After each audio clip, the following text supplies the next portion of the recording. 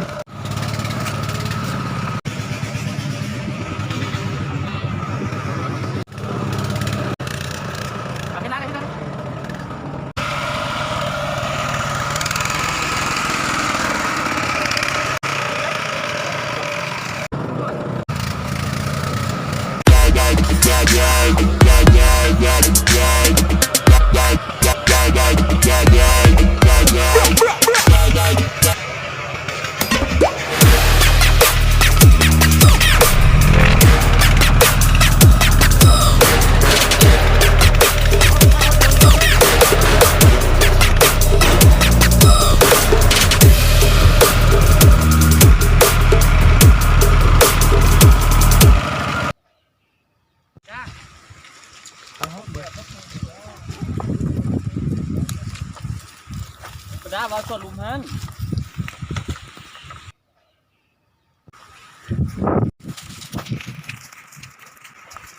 ถ้าไปจังเดียวนะ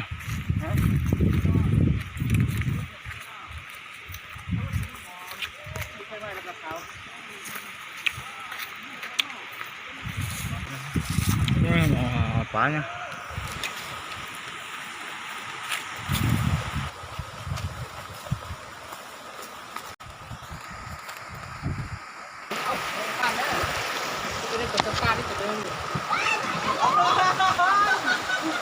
คนละทราบ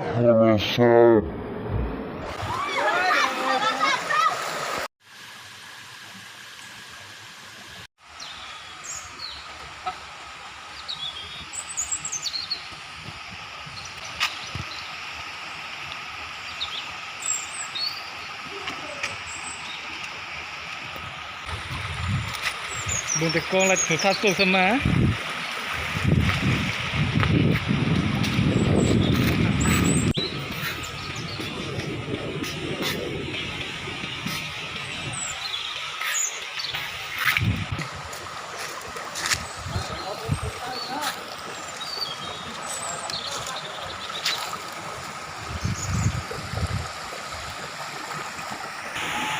เบอร์อันนี้นะ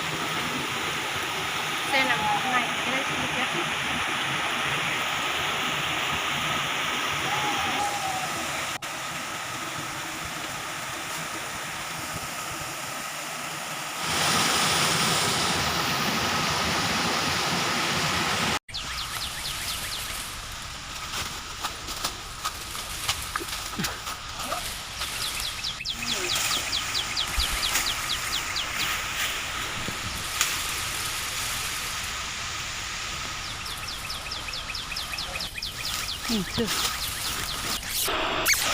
เอาสุดท้ายก็มาหึ่งตัด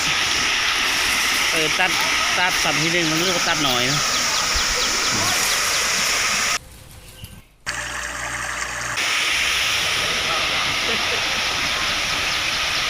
ก็กำลังเฮ็ดอาหารเนาะแต่งอาหารเลยอันนี้มันผ่านด้วยเนี่ยผ่าน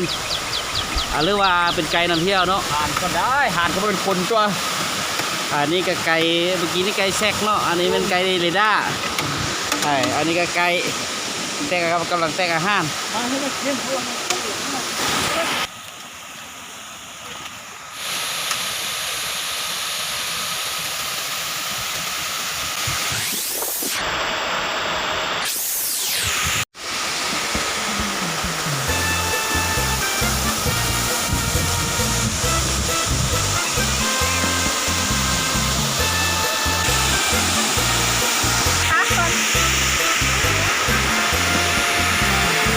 ตกนำมาเนาะ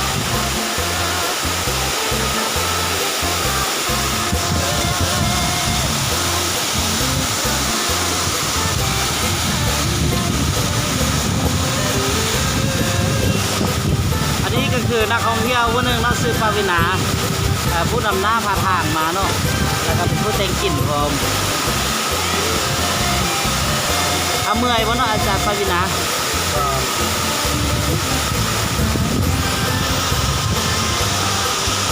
เดี๋ยวนี้สัญญาณอินเทอร์เน็ตก็เต็มเนาะให้เขาสดคนจริง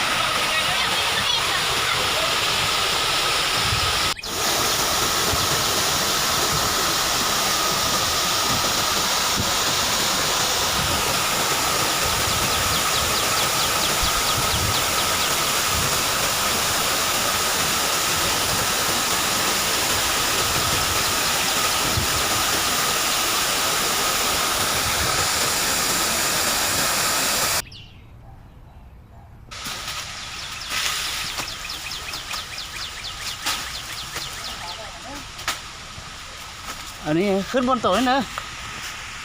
เก็บแป๊บนึงได้เดี๋ยวหอดแล้ว